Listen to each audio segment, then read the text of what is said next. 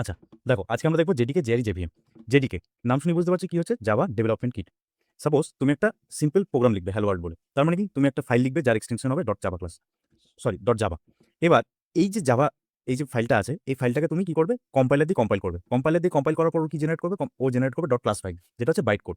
এই যে কম্পাইলার, তুমি নিজেকে অ্যাজ এ ডেভেলপার হিসেবে ভাবো, তোমার ডেভেলপারের স্টেপগুলো কি হবে। তুমি একটা সোর্স কোড লিখবে যেটা এক্সটেনশন হবে dot Java class, dot Java file, correct. এবার ওই ফাইলটাকে তুমি কম্পাইল করবে, কিংবা ওই ফাইলে যদি কোনো ইস্যু আসে তাহলে তোমাকে ডিবাগ করতে হবে, কারেক্ট। তাহলে অ্যাজ এ ডেভেলপার তোমার বেসিক কি জিনিস দরকার, একটা কম্পাইলার দরকার, একটা ডিবাগার দরকার, কারেক্ট। এবার কম্পাইল হওয়ার পর একটা ক্লাস ফাইল জেনারেট হলো যেটা হচ্ছে বাইট কোড, যেটা হচ্ছে অ্যাকচুয়ালি রান করবে। এবার ওই জিনিসটাকে রান করার জন্য তোমার কি দরকার, জেআরই দরকার, জাভা রান টাইম এনভায়রনমেন্ট। এই ক্লাস ফাইলটাকে সিম্পল ভাবে দেখো, এটা তোমার হচ্ছে সোর্স কোড। সোর্স কোডটাকে তুমি কম্পাইল করলে, কম্পাইলারটা কোথায় আছে, জেডিকের ভেতরে। জেডিকে হচ্ছে সুপারসেট। দেখো জেডিকের ভেতরে কম্পাইলার ডিবাগারও আছে, প্লাস জেডিকের ভেতরে জেআরইও আছে, জেআরই ভেতরে আছে জেভিএম। এবার একটা একটা করে স্টেপ দেখি। ডট জাভা ফাইল যেটা হচ্ছে সোর্স কোড, সেটাকে তুমি কম্পাইল করে জেনারেট করলে ডট ক্লাস ফাইল।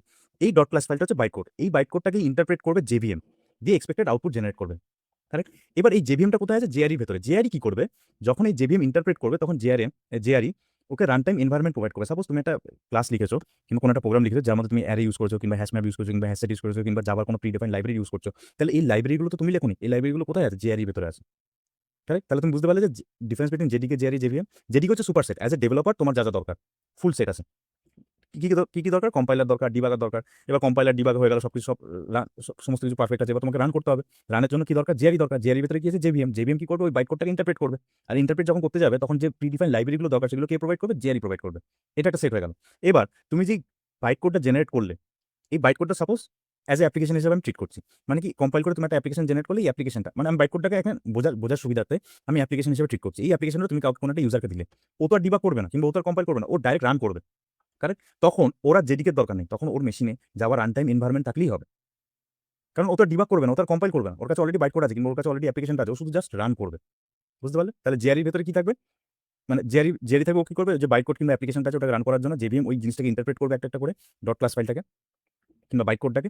আর যখন ইন্টারপ্রেট করবে, ওকে রান টাইম যে লাইব্রেরিগুলো আছে, যে প্রিডিফাইন জাভার লাইব্রেরিগুলো তুমি ইউজ করছো, ঠিক আছে, কিংবা রান টাইম এনভায়রনমেন্ট ওকে প্রোভাইড করবে জেআরি।